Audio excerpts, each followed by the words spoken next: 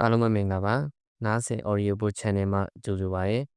ေအခုဖတ်ပြပေးမယ့်စာအုပ်ကတော့ Robert D. Kiyosaki နဲ့ Cheryl Lester ပူးတွဲရေးသားထားတဲ့ Restart the Business School အားဆရာမောင်ဘော်ထွန်းဘာသာပြန်ထားတဲ့အဖေ3 ၏ စီးပွားရေးလုပ်ငန်းတင်ကြောင်းစာအုပ်အားဖတ်ပြပေးမှာဖြစ်ပါတယ်ဒီစာအုပ်မှာပါဝင်တဲ့အဖေတည်နဲ့အဖေလူမွဲစကားလုံးများအားနားဆင်ရအဆင်ပြေအောင်ဆင်းရဲဖေဖေနဲ့ချမ်းသာဖေဖေဟူ၍ကြောင်းလဲပြပြပေးသွားမှာဖြစ်ပါတယ်ဒီစာအုပ်အားစိတ်ဝင်စားပြီးဖတ်ရှုခြင်းမှာကငွေရင်းစာအုပ်အားဝယ်ယူဖတ်ရှုအားပေးဖို့မေတ္တာရက်ခံအပ်ပါတယ်။ဘာသာပြန်သူ၏အမှာဤစာအုပ်ကိုအမေရိကန်ဂျပန်ကဗျာတကြွယ်စီးပွားရေးလုပ်ငန်းရှင်ကြီး Robert D. Kiyosaki နှင့်သူ၏လုပ်ငန်းပေါ်မျိုးသမီးအမှုဆောင်ရာရှိချုပ် Cheryl Lester တို့ပူးတွဲရေးသားထားကြသည်။ငွေရင်းနာမည်မှာလူတွေကိုအကူအညီလိုသူတွေအတွက်အဖေတည်စီးပွားရေးလုပ်ငန်းတင်ကြောင်းဖြစ်သည်။ Kiyosaki သည်ဘွဲရပြီးနောက်ကန်တက်တပ်ဖွဲ့သို့ဝင်ရောက်ပြီးဗီယက်နမ်စစ်ပွဲကာလတွင်တိုက်လေမှုဖြင့်ထမ်းဆောင်ခဲ့သည်ထို့နောက်ဇီရော့ကုမ္ပဏီတွင်နယ်လက်အယောင်းဝန်ထမ်းဝင်လွတ်သည်1989ခုနှစ်တွင်နိုင်လိုကတ်ခွာပတ်စံအင်းများထုတ်လုပ်သောကိုပိုင်ကုမ္ပဏီကိုစတင်တည်ထောင်သည်1985ခုနှစ်တွင်ကမ္ဘာတဝန်းမှကျောင်းသူကျောင်းသားများအားစီးပွားရေးလုပ်ငန်းနှင့်ယင်းနှိမ့်ညွှန်မှုပညာသင်ပေးသည့်နိုင်ငံတကာစီးပွားရေးလုပ်ငန်းတင်ကြောင်းကိုခွင့်လွှတ်သည်စီးပွားရေးလုပ်ငန်းဆိုင်ရာစာအုပ်9အုပ်ရေးသားခဲ့ပြီးဖြစ်သည်လက်စတာမှာစည်ရင်းငိုင်ပညာဖြင့်ဘွဲရပြီးနောက်ကုမ္ပဏီမျိုးစုံတွင်စည်ရင်းအင်းအရာရှိဖြင့်လုပ်ကိုင်သည်ထို့နောက် Restart Organization တွင်မှုဆောင်အရာရှိချုပ်အဖြစ်ထမ်းဆောင်သည်ယခုအခါသူမသည် Kiyosaki နှင့်အတူစီးပွားရေးလုပ်ငန်းပညာပေးစာအုပ်များဒေတာရင်နာဂတ်မျိုးဆက်သစ်လူငယ်များအားစီးပွားရေးလုပ်ငန်းပညာပေးသင်တန်းများပို့ချပေးလျက်ရှိသည်သူတို့နှစ်ဦးပူးတွဲရေးသားခဲ့သော Restart ပူဝါဒစီးရင်ဖြည်းချမ်းသာဖြည်းစာအုပ်သည်နိုင်ငံတကာငွေကြေးနှင့်စီးပွားရေးလုပ်ငန်းများဟိုးလေးတကြောဖြစ်သွားပြီးအကြိမ်ကြိမ်ထုတ်ဝေနေရသည်ယခုဤစာအုပ်မှာလည်းကိုယ်ပိုင်လုပ်ငန်းဖြင့်ကိုယ်တိုင်ကြီးပွားချမ်းသာခြင်းသူတွေနှင့်သူတစ်ပါးကိုကြီးပွားချမ်းသာအောင်ကူညီလိုသူတွေအတွက်အလွန်ကြိုးရှိသည့်စာအုပ်ဖြစ်သည်ဤစာအုပ်ပါအခန်း12ခန်းအနက်အခန်း1မှအခန်း10အထိ Kiyosaki နှင့် Lester တို့နှစ်ယောက်ပူးတွဲရေးသားထားပြီးအခန်း17ကို Kiyosaki ၏ဇနီး Kim Kiyosaki က၎င်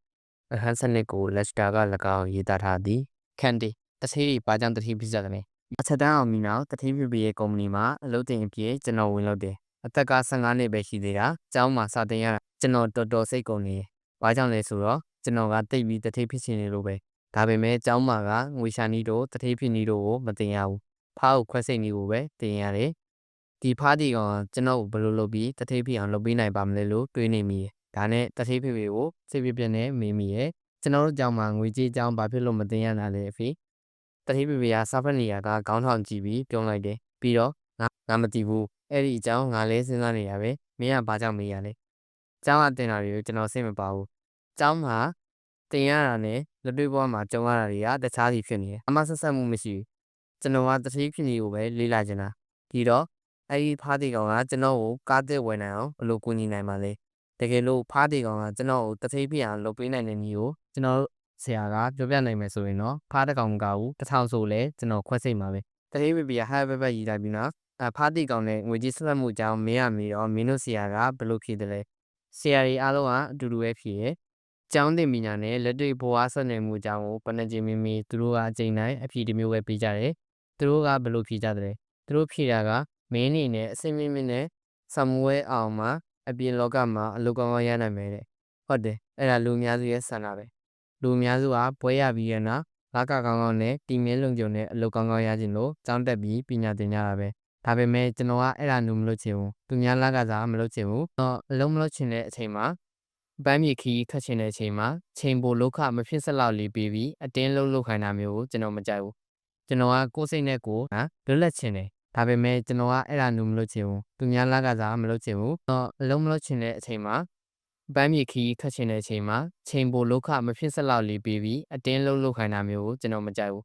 ကျွန်တော်ကကိုယ်စိတ်နဲ့ကိုလွတ်လပ်ချင်တယ်တတိဖြစ်ချင်တယ်အဲ့ဒါကြောင့်သူများလက်အောက်မှာလကစားမလုပ်ချင်ဘူးတတိပြပြဆိုတာကျွန်တော်အဖေရင်မဟုတ်ပါဘူးကျွန်တော်ချစ်ဆုံးတကယ်ချင်းအဖေပါတတိဖြစ်ချင်တယ်အဲ့ဒါကြောင့်သူများလက်အောက်မှာလကစားမလုပ်ချင်ဘူးတတိပြပြဆိုတာကျွန်တော်အဖေရင်မဟုတ်ပါဘူးကျွန်တော်ချစ်ဆုံးတကယ်ချင်းအဖေပါသူကပွဲမရခဲ့ဘူးလက်ဖွားချီပွားချီနေနဲ့ဘွားကိုစတင်နေရတယ်ဒါပေမဲ့ဟာဝိုင်ပြည်နယ်မှာချမ်းသာဆုံးတတိကြီးဖြစ်လာခဲ့ကျွန်တော်ရဲ့အဖေရင်ဖြစ်တဲ့စင်းရဲဖေဖေကတော့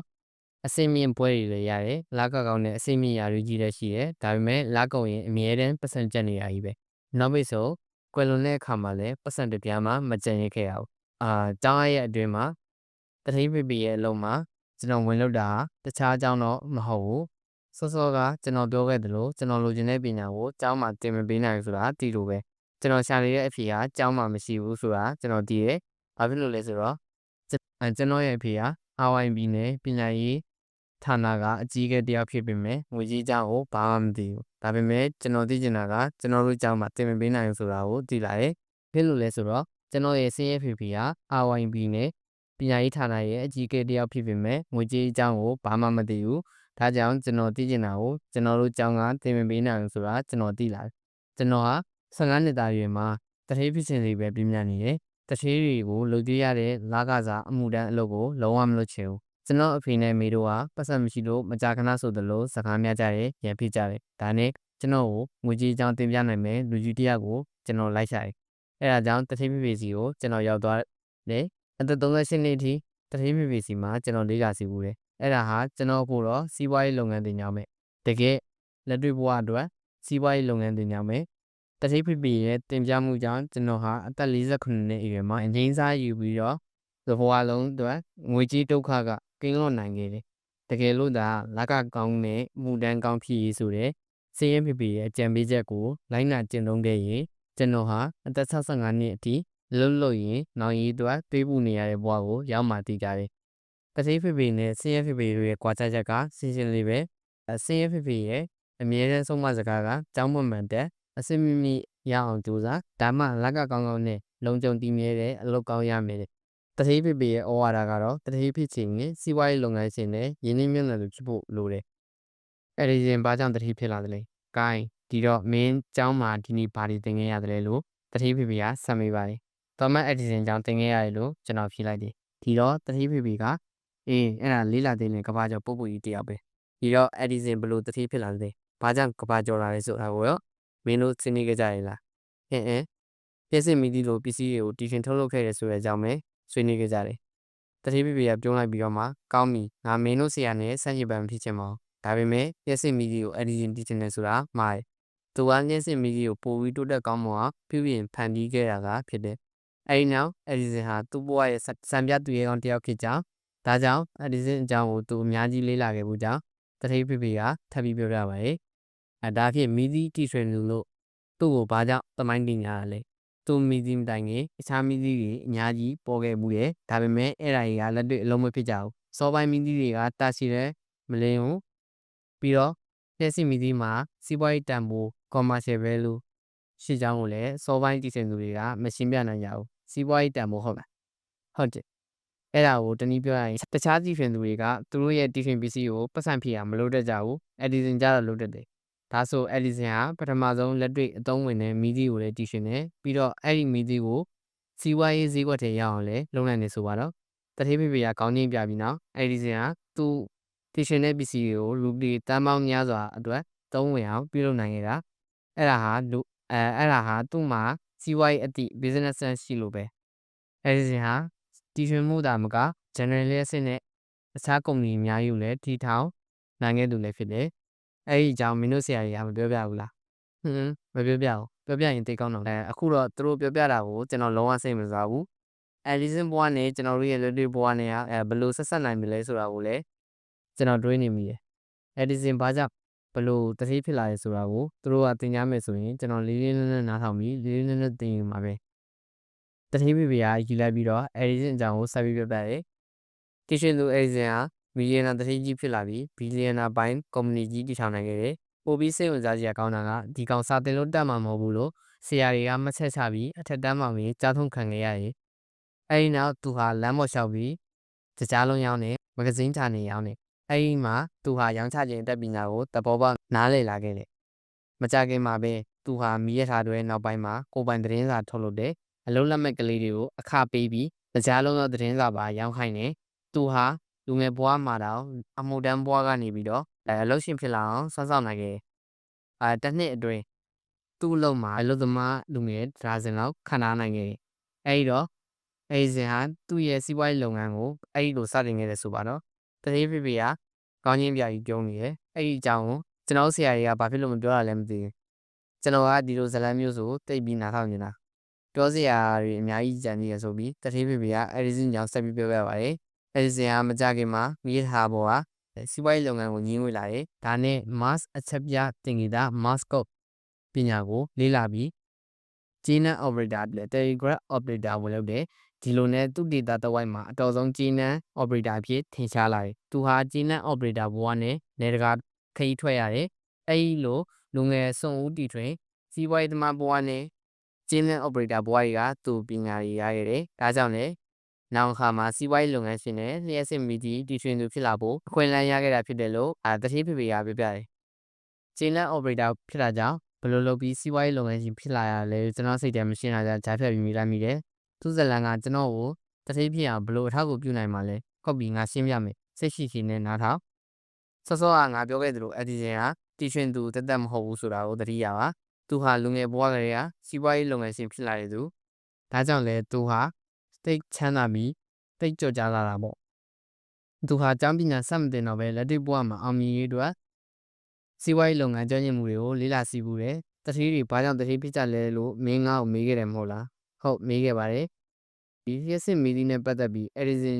နာမည်ကျော်တာဟာတခြားကြောင့်မဟုတ်ဘူးလူငယ်စီးပွားရေးလုပ်ငန်းရှင်ဘဝနဲ့ဂျင်းနန်အော်ပရေတာဘဝကရခဲ့တဲ့အတွေ့အကြုံတွေကြောင့်ပဲသူဟာဂျင်းနန်အော်ပရေတာဖြစ်ခဲ့တာကြောင့်ဂျင်းနန်ကိုတီထွင်သူဟာဘာကြောင့်ချမ်းသာလာလဲဆိုတာကိုကောင်းကောင်းသိတယ်။ဘာကြောင့်ချမ်းသာလာလဲဆိုရင်ဂျင်းနန်ဟာတန်ကြိုးလိုင်းတွေဂျင်းနန်တိုင်တွေကျွမ်းကျင်ပညာသည်တွေနဲ့လက်ဆင့်ကမ်းဆက်သွယ်ရေးစကန်တွေပါဝင်တဲ့စီးပွားရေးလုပ်ငန်းစနစ် business system တစ်ခုဖြစ်လို့ပဲအဲ့ဒီဟာစနစ်တစ်ခုရဲ့စွမ်းအားကိုလူငယ်ဘဝကလေးကနားလည်ခဲ့တယ်။ဒါဖြင့်သူဟာစီးပွားရေးသမားဖြစ်တဲ့အတွက်စနစ်တစ်ခုရဲ့အရေးပါပုံကိုသဘောပေါက်တာတို့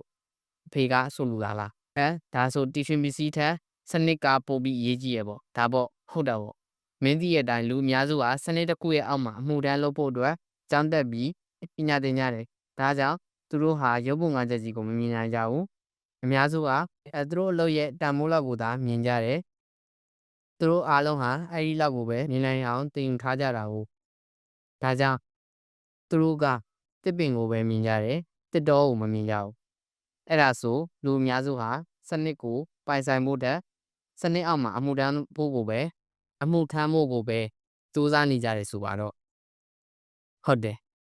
သူတို့အားလုံးတီထွင်ပစ္စည်းတို့မဟုတ်ထုတ်ကုန်ကိုပဲမြင်ကြတယ်တီထွင်တဲ့စနစ်ထုတ်လုပ်တဲ့စနစ်ကိုမမြင်ကြဘူးတထေးတွေဘာကြောင့်တထေးဖြစ်ကြတယ်လဲဆိုတာကိုလူအများစုကမမြင်ကြဘူးဒါဆိုအဲ့ဒီစနစ်အရအဒီဇင်နဲ့လျှက်စစ်မီဒီကိုဘယ်လိုဆက်ဆက်ပေးမလဲဖေလျှက်စစ်မီဒီကိုစွမ်းအားရှိအောင်လုပ်ပေးတာလျှက်စစ်မီဒီမဟုတ်လျှက်စစ်လိုင်းနေနဲ့လက်ဆင့်ကမ်းဆက်သွယ်ရေးစကန်တွေကလုပ်ပေးတာတခြားလူတွေကမီဒီလောက်ပဲမြင်နေချိန်မှာအဒီဇင်ကရုပ်ပုံငါးချက်ကြီးတစ်ခုလုံးကိုမြင်တာနောက်တစ်မျိုးပြောရရင်သူကမီဒီကိုသာမကစနစ်ကိုပါမြင်တာအဲ့ဒါကြောင့်တထိပ်ဖြစ်တာစနစ် system ကိုနောက်စကလုံးတစ်မျိုးနဲ့ကိုယ့်ရဲ့နောက်ဝက်လို့လည်းခေါ်ကြသေးတယ်မင်းတထိပ်ဖြစ်စဉ်ရင်ကိုယ့်ရဲ့လုပ်ငန်းရဲ့စွမ်းအားကိုသဘောပေါက်နားလည်အောင်လေ့လာရမယ်ကမ္ဘာမှာချမ်းသာဆုံးပုဂ္ဂိုလ်တွေကကိုယ့်ရဲ့လုပ်ငန်းတွေတည်ထောင်ကြတယ်တခြားသူတွေကအလုပ်ရဖို့အတွက်ပဲသင်စီးပူးကြတယ်ဒါဆိုလျှက်စစ်ကွန်ရက်မရှိရင်လျှက်စစ်မီဒီကဘာမှတန်ဖို့မရှိဘူးဆိုပါတော့ဟုတ်ပြီ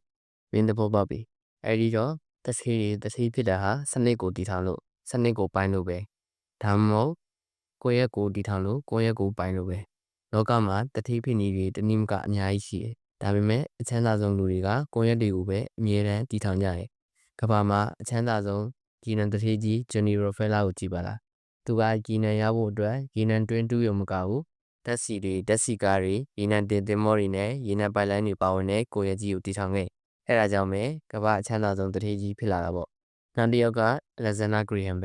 သူကတယ်လီဖုန်းကိုတီထွင်ပြီးတော့ American Telephone နဲ့ Telegram Company AT&T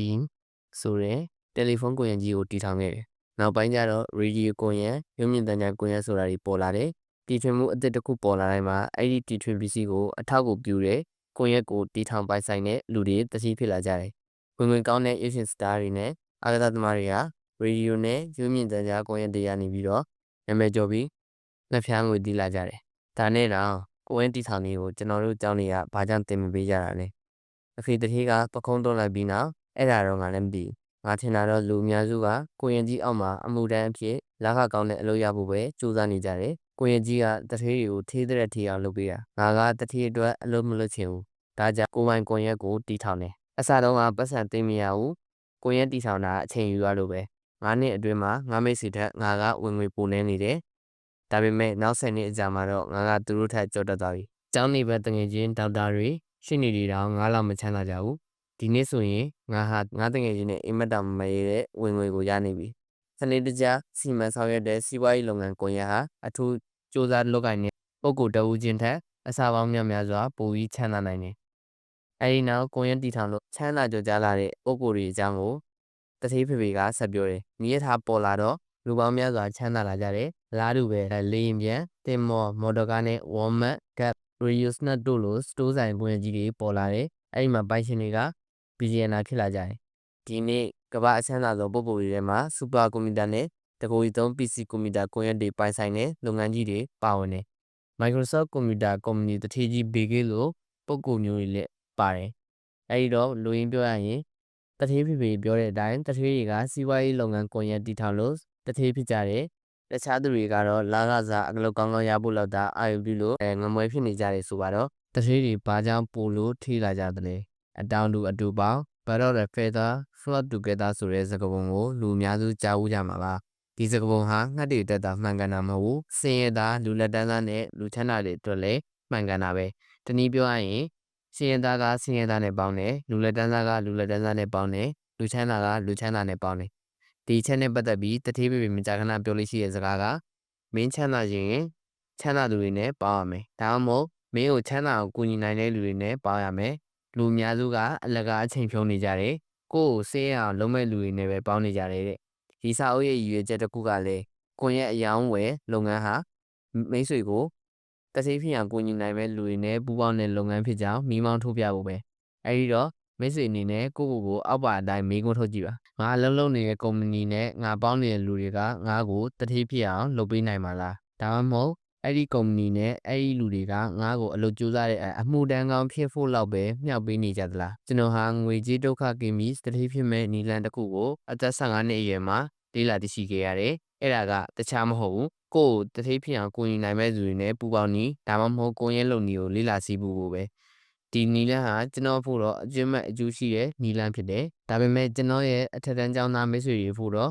့ဘာသာရေးတိုင်းမှာအမှတ်ကောင်းကောင်းရစင်မြင့်နဲ့ဆာမွေးအောင်လာကကောင်းကောင်းနဲ့တီမြဲလွန်ကြုံတဲ့အလုပ်တစ်ခုကိုရဖို့လောက်ပဲအကျိုးပြုနိုင်ခဲ့တယ်ကျွန်တော်ကတော့သူတို့လိုမဟုတ်ဘူးအသက်15နှစ်ရင်မှာဆုံးဖြတ်ချက်တစ်ခုချလိုက်တယ်အဲ့ဒါကဘာလဲဆိုရင်ငါ့ကိုကုမ္ပဏီတထေးကြီး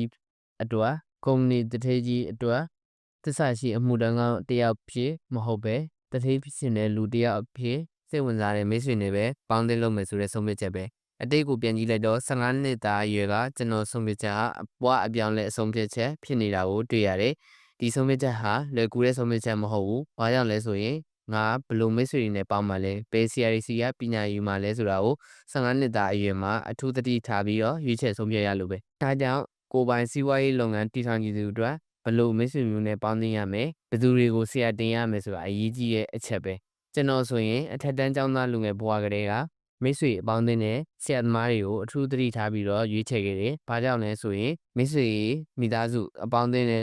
ဆရာသမားတွေဟာလူတယောက်ရဲ့လူမှုကွန်ရက်ဘဝမှာအထူးအရေးပါတဲ့အင်္ဂါရပ်ဖြစ်လို့ပဲလူထုအတွက်စီးပွားရေးတင်ကြောင်းကျွန်တော်ဟာပုဂ္ဂိုလ်ရေးရကွန်ရက်ဆောင်ဝယ်လုပ်ငန်းအထောက်အကူပြုရေးအတွက်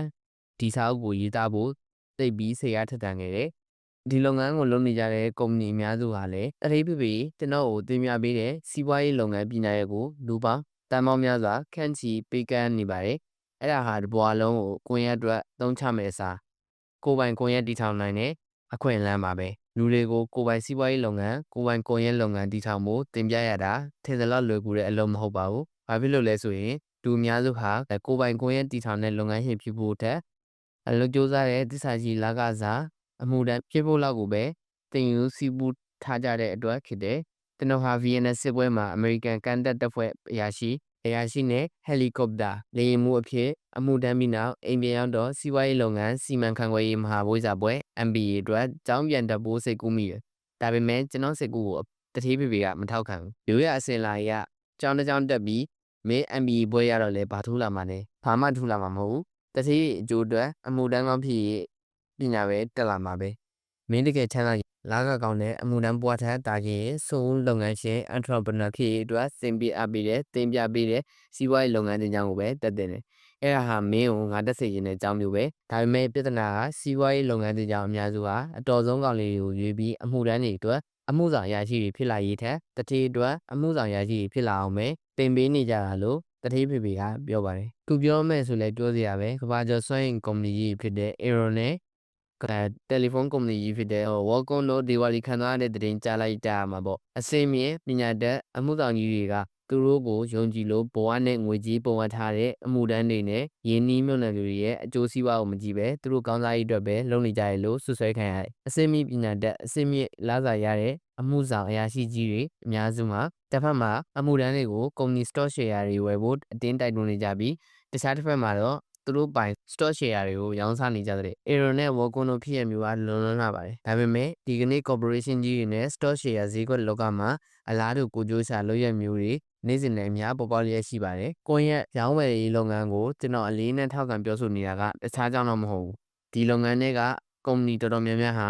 ာလူထုအတွက်တကယ်အစစ်မှန်တဲ့စီးပွားရေးလုပ်ငန်းတွေကြောင့်နေဖြစ်လို့ပဲသူတို့ကရိုးရအစင်လာအကြောင်းတွေလို့အတော်ဆုံးကောင်လေးတွေကိုရွေးချယ်ပြီးတတိအတွက်အမှုတန်းကောင်းဖြစ်ပညာကိုတင်မပေးကြဘူးကိုယ့်ရဲ့ရောင်းဝယ်ရေးကုမ္ပဏီတော်တော်များများဟာရိုးရစီးပွားရေးလုပ်ငန်းတွေကြောင့်နေမှာမတွေ့ရတဲ့တန်ဖိုးတွေကိုတင်မိကြတယ်တတိတွေအတွက်သစ္စာရှိအမှုတန်းကောင်းဖြစ်ရေးကိုတင်ပေးခြင်းတက်မိတ်ဆွေကိုယ်တိုင်ရောသူများတွေပါလုပ်ငန်းပိုင်ရှင်ဖြစ်လာပြီးချမ်းသာကြွယ်ဝလာစေနိုင်တဲ့ကောင်းဆုံးနည်းလမ်းတွေကိုတင်ပေးကြတယ်တတိဖြစ်နိုင်တဲ့အခြားနည်းလမ်းများလူတော်တော်များများဟာကိုယ့်ရဲ့ရောင်းဝယ်ရေးလုပ်ငန်းတည်ထောင်ပြီးချမ်းသာကြွယ်ဝလာကြတယ်ကျွန်တော်ရဲ့ချမ်းသာဆုံးမိတ်ဆွေတချို့မှာကိုယ့်ရဲ့ရောင်းဝယ်ရေးလုပ်ငန်းနဲ့ကြီးပွားလာကြတယ်ဒါပေမဲ့လူတရာတတိဖျားနည်းလမ်းတွေလည်းရှိပါသေးတယ်ဒါကြောင့်လူတွေတတိဖြစ်နိုင်တဲ့ချာနီလန်တွေကိုဒီဆောင်ရဲ့လာမယ့်အခန်းဒီမှာဖော်ပြထားပါတယ်။သမုဒ္ဒရာဝမ်းနထာအတွက်စိတ်မပါတဲ့ညီငွေ့စရာအလုပ်ကိုနေဆတူကစိတ်နှွမ်းကိုပန်းလောက်ကင်နေရတဲ့လာခစားအမှုတန်းဘွားကလွမြောက်ရင်းနီလန်းတွေဖြစ်ပါတယ်။လာမယ့်အခန်းကိုဖတ်ပြီးတဲ့အခါမိတ်ဆွေနေတဲ့ကိုပိုင်ချမ်းသာကြွယ်ဝမှုကိုဖန်တီးဖို့အကောင်းဆုံးနည်းလမ်းဟာကိုပိုင်ကိုယ်ရဲ့ရောင်းဝယ်ရေးတည်ထောင်ခြင်းဆိုတာကိုသဘောပေါက်လာပါလိမ့်မယ်။ဒါကြောင့်လာမယ့်အခန်းဟာမိတ်ဆွေရဲ့စိတ်ကူးမျှော်မှန်းချက်ပြင်းပြတဲ့စိတ်ဆန္ဒကိုလက်တွေ့အကောင့်ထဲပေါ်ဆောင်ရမှာအကောင်းဆုံးရည်ရထားဖြစ်ပါလိမ့်မယ်။ခန်းနှစ်တတိဖြစ်နေမျိုးမျိုးကျွန်တော်တတိဖြစ်နေတင်ပေးနိုင်မလားဆရာတက္ကသိုလ်ကဇီဝဗေဒဆရာကိုကျွန်တော်မေးလိုက်တာဖြစ်တယ်ဆရာခေါင်းရမ်းပြီးတင်မပေးနိုင်ဘူးငါအလုပ်ကမင်းအလုပ်ကောင်းကောင်းရဖို့ပွဲရအောင်တင်ပေးဖို့ပဲဒါပေမဲ့ကျွန်တော်ကအလုပ်မလုပ်ချင်ဘူးတတိပဲဖြစ်နေတာမင်းဘာကြောင့်တတိဖြစ်နေတာလဲဘာကြောင့်လဲဆိုတော့ကိုယ်ပိုင်လွတ်လပ်မှုကိုလိုချင်လို့ကိုကျွန်တော်လွတ်ချင်တဲ့အလုပ်ကိုလုပ်နိုင်အောင်ချိန်နဲ့ငွေလိုချင်ကျွန်တော်ကတစ်သက်လုံးသူများလောက်အောင်မှလာခစားမလို့ကျွန်တော်ရဲ့တစ်သက်တာရည်မှန်းချက်ကိုလာခနဲ့တန်ဖိုးမဖြတ်ချင်ဘူးဆရာလက်ကအတိတ်ပဲမရှိတဲ့စကားမင်းငပြင်းတစ်သေးဘွားကိုစိတ်ကူးရင်အိမ်မက်နေရအောင်မင်းအနေနဲ့စက္ကသိုလ်မှာအမှတ်ကောင်းကောင်းမရရင်လာကကောင်းတဲ့အလုပ်ကိုမရနိုင်တတိလည်းမဖြစ်နိုင်ဘူးကဲဟဲ့ဟာတတိယူမနေနဲ့ကိုယ့်အလုပ်ကိုသွားလုပ်လူတယောက်ဖို့တပွားလုံးအတွက်ငွေကြေးအောင်မြင်မှုရခြင်းမတူကွဲပြားတဲ့ပညာရေးတွေလိုအပ်ကြောင်းကိုကျွန်တော်ရဲ့အခြားစာအုပ်တွေမှာမကြာခဏဖော်ပြထားပါတယ်အဲ့ဒီပညာရေးသုံးမျိုးကကျောင်းသင်ပညာရေးတန်မွေးပညာရေးနဲ့ငွေကြေးပညာရေးဖြစ်ပါတယ်ကျောင်းသင်ပညာရေးဒီပညာရေးကကျွန်တော်တို့စာဖတ်တတ်အောင်စာရေးတတ်အောင်တွက်ချက်တတ်အောင်သင်ပေးတယ်အထူးသဖြင့်ဒီနေ့ခေတ်မှာဒီပညာရေးသိပြီးအရေးကြီးတယ်ဒါပေမဲ့ကျွန်တော်ကတော့ဒီပညာရေးနယ်ပယ်မှာမဆုံးခဲ့ဘူးတစ်ခြားလုံးအဆင့်3လောက်မှာပဲရှိနေခဲ့တယ်ဘာဖြစ်လို့လဲဆိုတော့ကျောင်းကသင်တာတွေကိုကျွန်တော်လုံးဝစိတ်မဝင်စားလို့ပဲကျွန်တော်ကစာဖတ်လဲသိပြီးနှိမ့်တယ်စာလဲကောင်းကောင်းမရေးတတ်ဘူးစာဖတ်နေပေမဲ့ဖတ်တော့လဲအများကြီးဖတ်တယ်ဖတ်တော့လဲသိပြီးနှိမ့်တယ်တစ်ခါတလေစာအုပ်တောက်ကို2ကြိမ်3ကြိမ်လောက်ထပ်ဖတ်မှသဘောပေါက်နားလဲပြီးတော့ကျွန်တော်ကစာတွေအဆင်မပြေရေးနေပေမဲ့စာရေးကောင်းတဲ့စာရေးဆရာမဟုတ်ဘူးစာရေးညံ့တဲ့စာရေးဆရာစကားဆက်လို့ပြောရရင်ကျွန်တော်ဟာစာရေးညံ့တဲ့စာရေးဆရာဖြစ်ပေမဲ့ကန်တော့တော်တော်ကောင်းတယ်။ဘာကြောင့်လဲဆိုကျွန်တော်ရေးတဲ့စာအုပ်6ကို New York Times, Wall Street Journal နဲ့ Business Week မီဒီယာတွေရဲ့အရောင်းအဆုံးစာအုပ်စီးရင်မှာဖော်ပြခံရလို့ပဲ။ Rich Dad Poor Dad စာအုပ်မှာရေးခဲ့တယ်လို့ပဲကျွန်တော်ဟာအရေးကောင်းတဲ့စာရေးဆရာမဟုတ်ပဲအရေးအကောင်းဆုံးစာရေးဆရာသာဖြစ်တယ်။အရေးကောင်းဆုံးစာရေးဆရာမဟုတ်ပဲအရောင်းကောင်းဆုံးစာရေးဆရာသာဖြစ်တယ်။တတိပိပိရဲ့အရောင်းတင်တန်းဟာကျွန်တော်ကိုကျောင်းမှာအဆင့်ကောင်းအောင်လုပ်မပေးနိုင်ခဲ့ပေမဲ့စာအုပ်ထုတ်တဲ့အခါမှာတော့အကျိုးပြုနိုင်ခဲ့တယ်။သက်မွေးမှုပညာဒီပညာရေးဟာငွေကြေးအတွက်အလုပ်လုပ်နေကိုသင်ပေးတယ်ကျွန်တော်လူငယ်ဘဝအတော်တဲ့တငယ်ချင်းတွေဆရာဝန်ပညာအရှိနေပညာနဲ့စီးရင်ကိုင်ပညာတွေသင်ကြတယ်တခြားသက်မွေးမှုပညာသင်ကျောင်းတွေကလည်းစီဝါလက်ထောက်ရေးပိုက်ပြင်ဆရာဆောက်လုပ်ရေးအင်ဂျင်နီယာလျှက်စစ်ဆရာနဲ့ကားပြင်ဆရာပညာရေးတွေကိုသင်ပေးကြတယ်တယ်လီဖုန်းလိုင်းညွှန်စာအုပ်တွေကအဝါရန်စာမျက်နှာတွေမှာပညာရေးဒါမှမဟုတ်ကျောင်းများဆိုတဲ့ခေါင်းစဉ်ဖော်ပြထားတဲ့ကျောင်းတွေအများကြီးရှိပါလိမ့်မယ်အဲ့ဒါတွေကလူတွေကိုလာကစားအမှုတန်းဖြစ်အောင်စက်မွေးပညာသင်ပေးတဲ့ကျောင်းတွေပေါ့ကျွန်တော်ကတော့ကျောင်းသင်ပညာရေးနယ်ပယ်မှာပထမအဆင့်မြင်ရခဲ့တာကြောင့်ဆရာဝန်ရှိနေစင်းကိုင်တကူကူဖြစ်ဖို့မျှော်မှန်းရဘူးဒါကြောင့်နယူးယောက်မြို့မှာ ရေကြောင်းပညာသိပ္ပံကိုတက်ခဲ့တဲ့တန်တဲ့ရေနံကုမ္ပဏီမှာရေနံတင်သင်္ဘောတွေလိုဒါမှမဟုတ်လွှတ်မြင့်သင်ကြားအစီအစဉ်က The Left Boat သင်္ဘောတွေလိုအပျော်စီးခရီးသက်တွေသင်္ဘောတွေမှာသင်္ဘောအရာရှိကောင်းကောင်းဖြစ်နိုင်တာပေါ့ဒါပေမဲ့ကြောင်းပြီးတော့သင်္ဘောလိုက်မလိုက်တော့ပဲဖလော်ရီဒါပြည်နယ်ပင်ဆာကိုလာမြို့မှာအမေရိကန်ရေတပ်လေယာဉ်မှုတင်တန်းကျောင်းကိုတက်ခဲ့တော့တာပဲအဲဒီနောက်ဗီယက်နမ်စစ်ပွဲတွင်ကမ်းတက်တပ်သားတွေကိုတည်ဆောင်ပေးရတဲ့လေယာဉ်မှုဖြစ်လာခဲ့တယ်မိခင်တိုင်းပြည်အတွက်တိုက်ပွဲဝင်ရတာနိုင်ငံသားတယောက်ရဲ့တမိုင်းပိတာဝင်မယ်လို့တတိဖိဖိရောစင်းရဖိဖိကပါနှစ်ယောက်လုံးပြောပြပါတယ်ကျွန်တော်တို့ညီကိုနှစ်ယောက်လုံးဗီယက်နမ်ကိုရောက်သွားကြတယ်ကျွန်တော်အသက်23နှစ်အရွယ်မှာကျွန်တော်အနေနဲ့တမွေးမှုအလုံး2ခုရှိနေပြီတစ်ခုကတင်မောအရာရှိနောက်တစ်ခုကလေရင်မှုဒါပေမဲ့အဲ့ဒီအလုံး2ခုလုံးနဲ့ကျွန်တော်ဘယ်တော့မှပတ်စံမချခဲ့ဘူးအောင်စရာကောင်းတာကအခုလောလောဆယ်မှာကျွန်တော်ဟာစာရေးဆရာအဖြစ်ထင်ရှားတဲ့အချက်ပဲထက်တန်းတော့ကဒီဘာသာရပ်မှာကျွန်တော်2ကြိမ်တိကြာဆုံးခဲ့တယ်လေငွေကြေးပညာရေးဒီပညာရေးကငွေကြေးအတွက်ကို့မှာအလုပ်လုပ်ခြင်းမရှိပဲကို့အတွက်ငွေကြေးကိုအလုပ်လုပ်ခိုင်းခြင်းပညာကိုသင်ပေးတယ်ဒီတတိယအမျိုးအစားပညာရေးကိုကျွန်တော်တို့ကျောင်းနေအများစုကသင်မပေးကြဘူးကျောင်းသင်ပညာရေးနဲ့တမွေးပညာရေးတို့ဟာလူတရားဖို့ဘဝအောင်မြင်ရေးအတွက်မလဲမသိလိုအပ်တယ်လို့ကျွန်တော်ရဲ့ CFP ကခံယူထားတယ်ချမ်းသာသောဖေဖေကမင်းအနေနဲ့ငွေကြေးပညာရေးညံ့ရင်တထေးတွေအတွက်တက်လုံးလုပ်ပေးရမှာပဲလို့ပြောပါတယ်တထေးဖေဖေကုမ္ပဏီကကျွန်တော်ကိုတထေးဖေဖေတင်ပေးတဲ့အလားတူငွေကြေးပညာရေးကိုတင်ပေးတဲ့ကုမ္ပဏီစီကိုထုတ်လုပ်ပါတယ်အဲ့ဒီပစ္စည်းတွေကဘာတွေလဲဆိုတော့ငွေကြေးလည်ပတ်မှု100 200နဲ့ cash flow 101 102ကလေးတွေအတွက်ငွေကြေးလည်ပတ်မှု cash flow ဟုတ်ကဲ့ကစားရင်းနဲ့အဲ့ဒီကစားနည်းကိုပျော်ပျော်ရွှင်ရွှင်ကစားရင်းနဲ့ကျွန်တော်ကိုတတိဖိဖိတင်ပေးတဲ့ငွေကြေးပညာရေးငွေကြေးသေးခေါ်ကိုရနိုင်ပါတယ်ငွေကြေးကဆိုင်မှုကျွန်တော်အမြင်ပြောရရင်အမေရိကန်နဲ့အနောက်နိုင်ငံတော်တော်များများမှာငွေကြေးကဆိုင်လာမဲ့အလားအလာကြီးရှိတယ်။ကျောင်းတွေ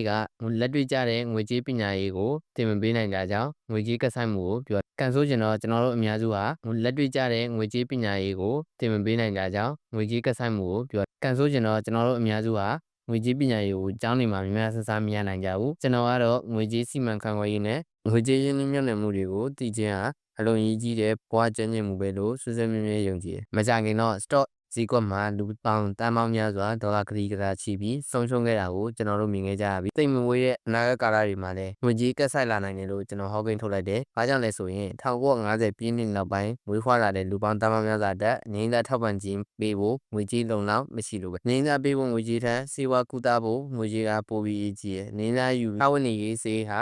ာကြာဆင်းသွားမှာပဲဆိုတော့ငွေကြေးကြံပေးပုဂ္ဂိုလ်တွေပြောတာကိုကျွန်တော်တို့မကြာခဏကြားဘူးပါတယ်ပင်စင်ယူပြီးရနာထားဝင်နေစရိတ်ကြာဆင်းသွားရင်တော့မှစေဝါကူတာမှုစရိတ်ကတက်လာအောင်တာကိုအဲ့ဒီပုဂ္ဂိုလ်ကြီးတွေဘာလို့မပြောကြတာလဲကျွန်တော်ရဲ့ CNPP ကတော့ပတ်စံမရှိတဲ့လူတွေကိုအစိုးရဆောက်ရှောက်ထောက်ပံ့တဲ့လို့ယုံကြည်တယ်အဲ့ဒါကိုကျွန်တော်နှလုံးသားကလည်းယုံကြည်လက်ခံထားတယ်ဒါပေမဲ့ကျွန်တော်ရဲ့ငွေကြေးအတွေ့အခေါ်ကတော့လက်မခံဘူးစာဝန်နေစင်းနဲ့စေဝါကူတာရေးစလိုအပ်နေတဲ့လူပေါင်းတန်းပေါင်းများစွာကိုအစိုးရကဘယ်လိုလုပ်ပြီးအလုံလောက်ထောက်ပံ့နိုင်ပါမလဲ2010ခုနှစ်ရောက်ရင်1950ခုနှစ်ခွာလူပေါင်း83သန်းလို့ပြင်ဆင်ယူကြလိမ့်မယ်အဲ့ဒီတော့အလုံးမလုံနိုင်တဲ့နောက်ပိုင်းမှာအဲ့ဒီလူတွေကဘယ်နှယောက်ဟာစာဝန်နေနဲ့စေဝါကူတာရေးပြည်လေလောက်အောင်ပတ်စံအလုံးလောက်ရှိနိုင်ပါလေလူပေါင်းတန်းပေါင်းများစွာဘဝရည်တည်နိုင်ရေးအတွက်ဒေါ်လာဘီလီယံပေါင်းများစွာလိုအပ်လိမ့်မယ်ဒီတော့လူတွေရဲ့စောင်းနေအတွက်ဒီကမ္ဘာလုံးကလူငယ်တွေကပေးချင်သိရှိပါမလားကျွန်တော်ကတော့အဲ့ဒီပြဿနာပြည်လေရေးအတွက်ကျွန်တော်တို့ကျောင်းနေမှာငွေကြေးပညာရေးစနစ်ကိုအမြန်ဆုံးကောင်တယ်ဖော်တင်တယ်လို့ထင်တယ်ဒီချက်တွေဟာအလွန်မဲ့အရေးကြီးပါတယ်ဖားစီကောင်ကိုခွဲစိတ်တဲ့နည်းပညာအရေးကြီးသလိုငွေကြေးစီမံခန့်ခွဲတဲ့ငွေကြေးရင်းနှီးမြှုပ်နှံမှုပညာဟာလည်း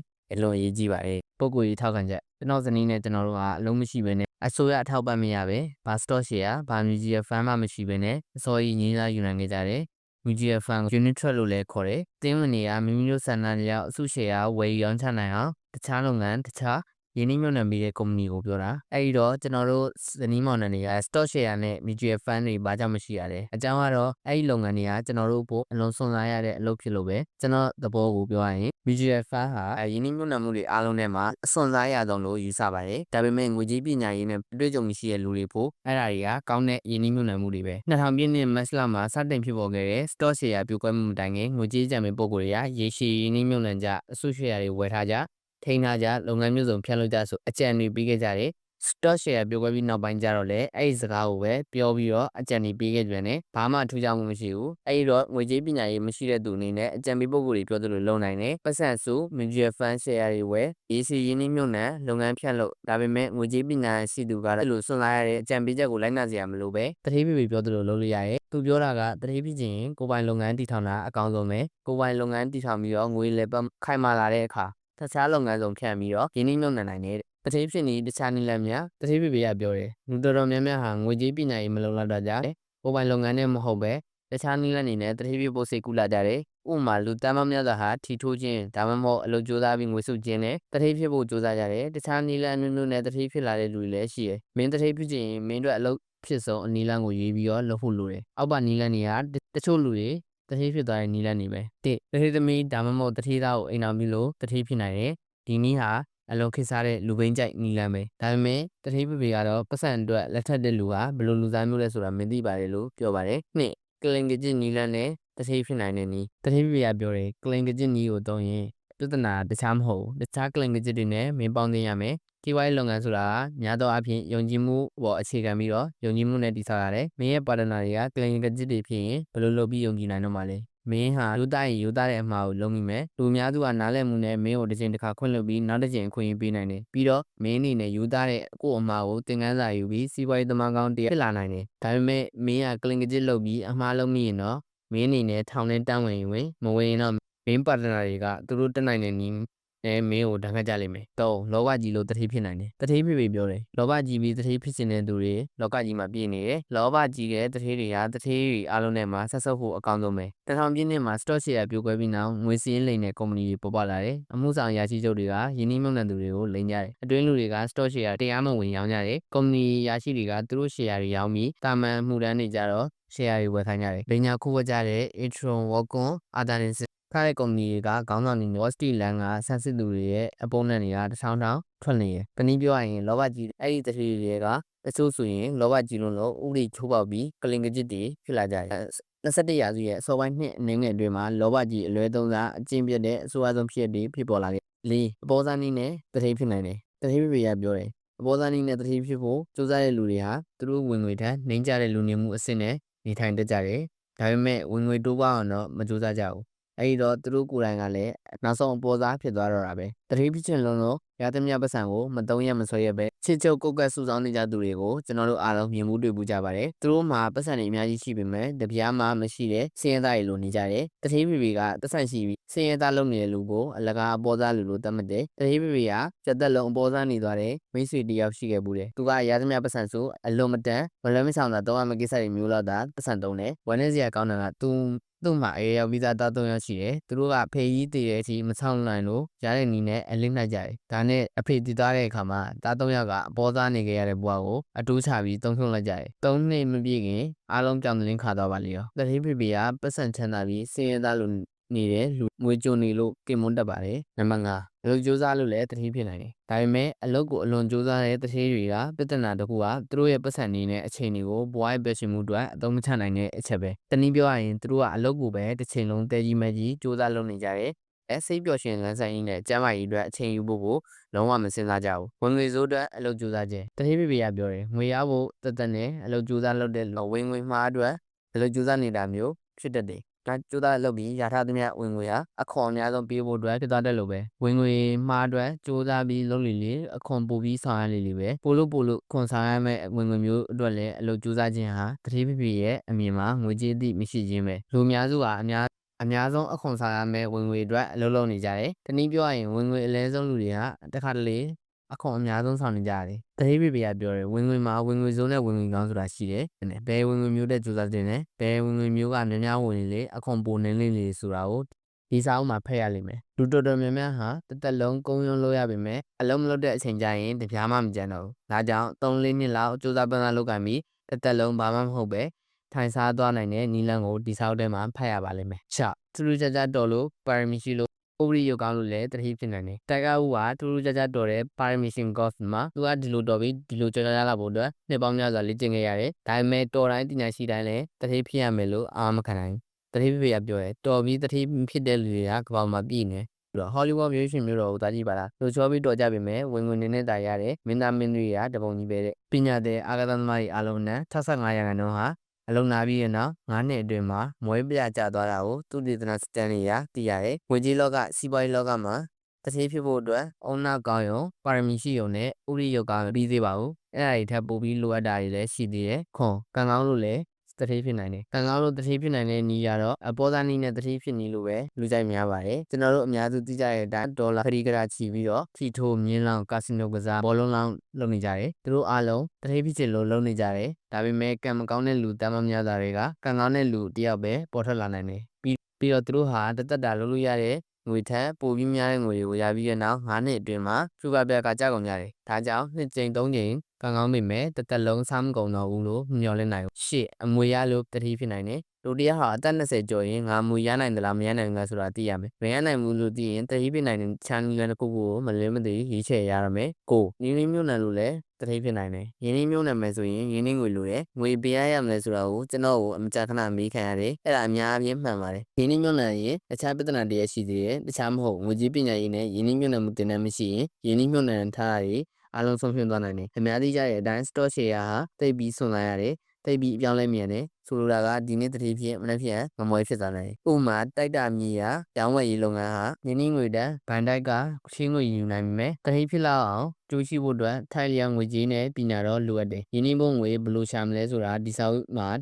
အုပ်ထဲမှာတွေ့ရလိမ့်မယ်ဒါပေမဲ့ပို့လို့အရေးကြီးတာကရင်းနှီးမြှုပ်နှံမှုမလုပ်ခင်ရင်းနှီးမြှုပ်နှံသူဘယ်လိုဖြစ်နိုင်လဲဆိုတာကိုသိအောင်လေ့လာစီးပူးရမယ်30စီးပွားရေးလုပ်ငန်းတည်ထောင်လို့တတိဖြစ်နိုင်တယ်စီးပွားရေးလုပ်ငန်းတည်ထောင်ခြင်းဟာတတိအများစုစီးပွားရေးလုပ်ငန်းတည်ထောင်ခြင်းဟာတတိအများစုချမ်းသာဆုံးတတိကြီးဖြစ်နိုင်တဲ့နည်းပဲ Bill Gates Microsoft ကုမ္ပဏီကိုတည်ထောင်တယ် Michael Dell Computer ကုမ္ပဏီကိုတည်ထောင်တယ်စီးပွားရေးလုပ်ငန်းတစ်ခုကိုအစကတည်းကထူထောင်ရတဲ့နည်းတတိဖြစ်နီးအားလုံးနဲ့အစွန်စားလုံးနေလမ်းပဲစွန်စားရမှုနည်းတဲ့လက်လွှဲရောင်းချမှုလုပ်ငန်း franchise တစ်ခုကိုဝယ်ယူတာတော့မှတိတ်ပြီးအကုန်ကြများတယ်နာမည်ကျော်ရင်ကျော်တလောက်ဒေါ်လာ3သိန်းကနေတန်းခွဲထိပေးရမယ်။မူရင်းတန်မိုးပြင်တင်နန်းပေးကကြော်ညာကကုညီပံမိုးကအဖြစ်ပင်မကုမ္ပဏီကိုလာကျင်ပေးရတာတွေရှိရယ်။ဒါပေမဲ့ဝယ်သူအနေနဲ့ကြီးကျယ်မြတ်ဆွမ်းရလိမ့်မယ်လို့သိကြပေါင်းမျှော်လင့်လို့မရဘူး။ဝယ်သူဖို့အဆုံးပေါ်နေတာတော့မှဗန်ဆက်သူဝါပင်မကုမ္ပဏီကိုအချင်းချင်းပတ်စံဆက်ပေးနေရသေးတယ်။ကုမ္ပဏီလုပ်ငန်းတည်ထောင်ထားတဲ့ထက်ဆိုင်ရင်လက်လွဲရောင်းချတဲ့လုပ်ငန်းကိုဝယ်ယူတာကစွန့်ဆောင်နေပေမဲ့ရောင်းချပိုင်ခွင့်လုပ်ငန်းသုံးခုမှာတစ်ခုနှုန်းပစ္စည်းတက်တယ်လို့သူဒေသနာစတန်နီယာဖော်ပြပါတယ်။လုပ်ငန်းရှင်ကြီးနဲ့လုပ်ငန်းရှင်ကလေးတို့ရဲ့ကွာခြားချက်ဆယ်စုနှစ်တစ်ခုမြောက်တတိဖြစ်နေအကြောင်းပြောခင်လုပ်ငန်းကြီးပိုင်ရှင်နဲ့လုပ်ငန်းသေးပိုင်ရှင်တို့ရဲ့ကွာခြားချက်ကိုနည်းနည်းလေးဆွေးနွေးကြပါတယ်။ခြားနားချက်ကတော့လုပ်ငန်းကြီးပိုင်ရှင်တွေ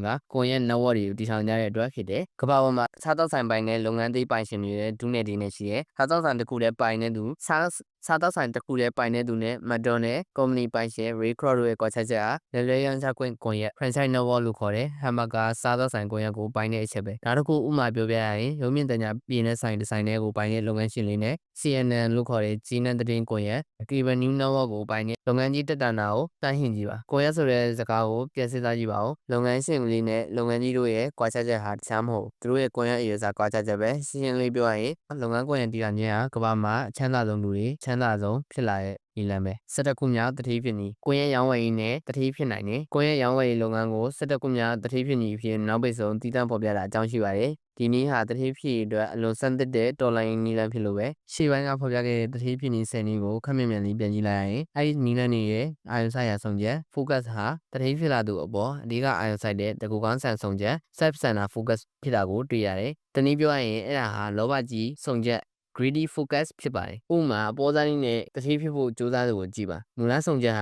သူကိုယ်တိုင်နဲ့သူ့မိသားစုဒါမှမဟုတ်သူ့မိတ်ဆွေအပေါင်းအသင်းတတိဖြစ်ဖို့လောက်ပဲအာရုံစိုက်တယ်။တတိသားဒါမှမဟုတ်တတိသမီးအိမ်အောင်ပြူပြီးတတိဖြစ်ခြင်းတဲ့လူကြတော့သူ့အတွက်သူ့ဖို့ပဲကြည်တာ။စီးပွားရေးလုပ်ငန်းကြီးတစ်ခုတောင်မှလက်ရေးစဉ်အနေငယ်တတိဖြစ်ဖို့လောက်ကိုသာရည်စူးတယ်။လက်လဲရောင်းချခွင့်လုပ်ငန်းပေါ်လာတဲ့အခါမှာတော့လူအများစုကလုပ်ငန်းရှင်ဖြစ်ဖို့တတိဖြစ်ဖို့အခွင့်အရေးပိုပြီးရလာတယ်။ဒါပေမဲ့ဒီလုပ်ငန်းမှာလည်းလက်လွဲရောင်းချခွင့်ဝယ်ယူနိုင်လောက်အောင်ပတ်စံရှိတဲ့လူတွေလောက်သာအကျိုးခံစားကြရတယ်ကျွန်တော်စောပိုင်းကပြောခဲ့တဲ့အတိုင်းဒီကနေ့မက်ဒွန်နဲ့စားသက်ဆိုင်လုပ်ငန်းကိုလဲရမ်းခွင့်ဝယ်ယူမယ်ဆိုရင်ဒေါ်လာတန်းချီပြီးပေးရလိမ့်မယ်ဒါပေမဲ့ဒီလူတွေကိုလောဘကြီးသူတွေလို့ကျွန်တော်မပြောပါဘူးများအဖြစ်လူအများတစ်ထိဖြစ်ရေးကိုမရှိရှုပဲပုဂ္ဂလိကကောင်းစားရေးကိုသာအားရကြရတယ်လို့ကျွန်တော်ပြောပါတယ်ကိုယ့်ရဲ့အယောင်ဝယ်လုပ်ငန်းကို17ခုမြောက်တစ်ထိဖြစ်နေဖြစ်ကျွန်တော်ဆိုပြတာကအကြောင်းမှန်မဟုတ်ပါဘူးဒီလူပေါင်းများစွာတစ်ထိဖြစ်နိုင်တဲ့နီလန်းဖြစ်လို့ပဲကိုယ့်ရဲ့အယောင်ဝယ်စနစ်ကိုကျွန်တော်ကကိုယ်ပိုင်လွယ်ရမ်းချခွင့်ဒါမှမဟုတ်မမြင်ရတဲ့စီးပွားရေးလုပ်ငန်းကွန်ရက်လို့နာမည်ပေးထားပါတယ်အလွန်ဒီမိုကရေစီကျတဲ့နီလန်မှာဆရာထက်သန်သူစိတ်တက်ကြံ့ခိုင်သူဇွဲရှိသူတိုင်းတတိဖြစ်နိုင်တဲ့နီလန်မှာဒီနီလန်ဒီစနစ်ကိုအဆင့်တန်းမခွဲခြားပဲလူတိုင်းအတွက်တကားဖွင့်ထားတယ်ကိုယ့်ရဲ့ရောင်းဝယ်ရေးလုပ်ငန်းအများစုကလုပ်ငန်းဖြစ်ဖို့အတွက်